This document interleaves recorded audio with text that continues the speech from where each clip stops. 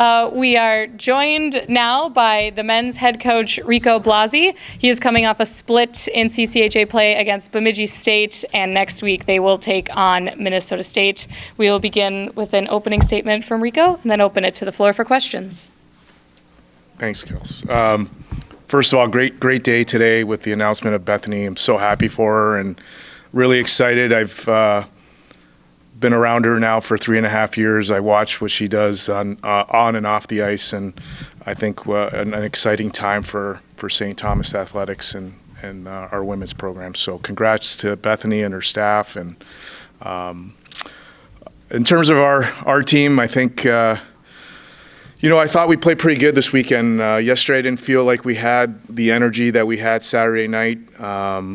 We went on a pretty good run since the turn of the calendar year to 2025, and so we've played some pretty good hockey.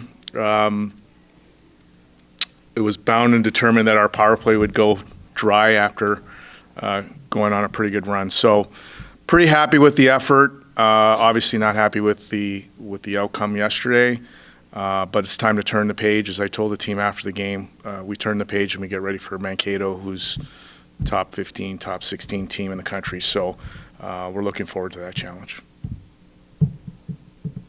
Questions from the floor and Tony's phone. Not every day you have the athletic director, the associate athletic director. What are your thoughts on the Mavericks this season?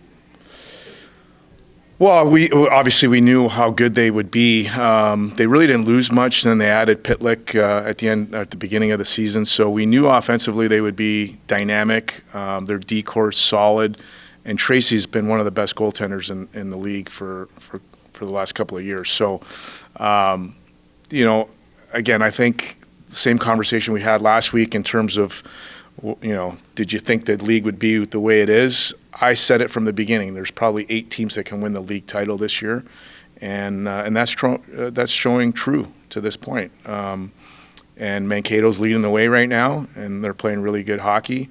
We have to prepare well, just like we do every other week. How well have you gotten to know Bethany? What kind of coach do you see in her? She's intense. She's super smart. She's very grounded in her culture and the way she was taught as a player, and she mentioned her parents. I think our relationship's pretty good, where we can kind of jab each other a little bit. But I think when you see her speaking to the team, you can see that they respect what she has to say, and they have a really good relationship, which I think is really important to building good culture and championship teams.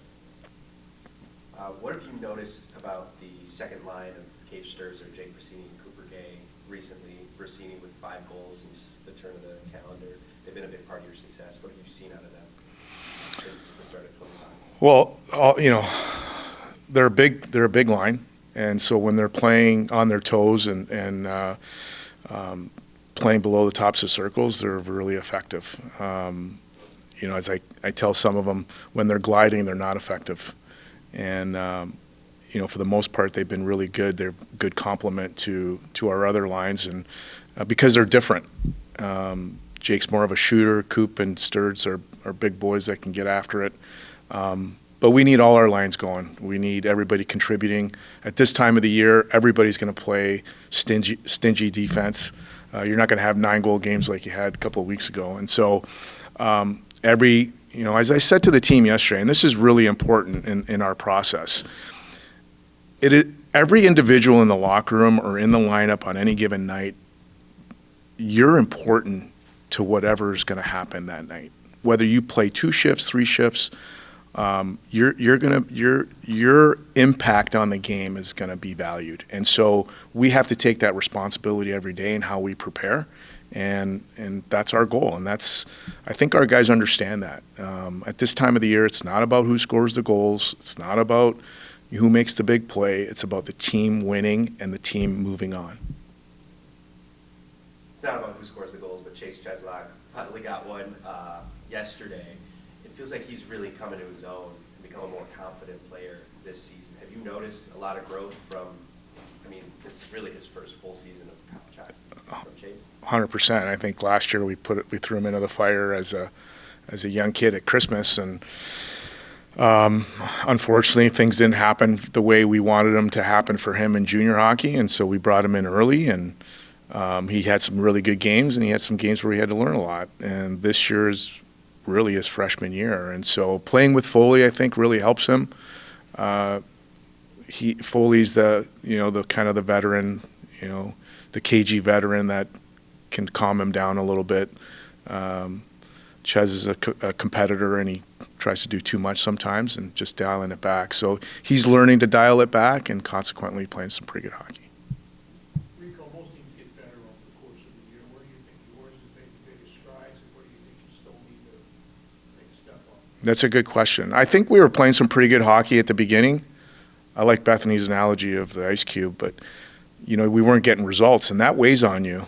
So I think probably the most, as we continue to build this program and our culture and our identity, there's certain things that, last year, if you would have asked me, I would have thought, our execution's getting a lot better, and we're playing in some tight games. We're learning how to win those games.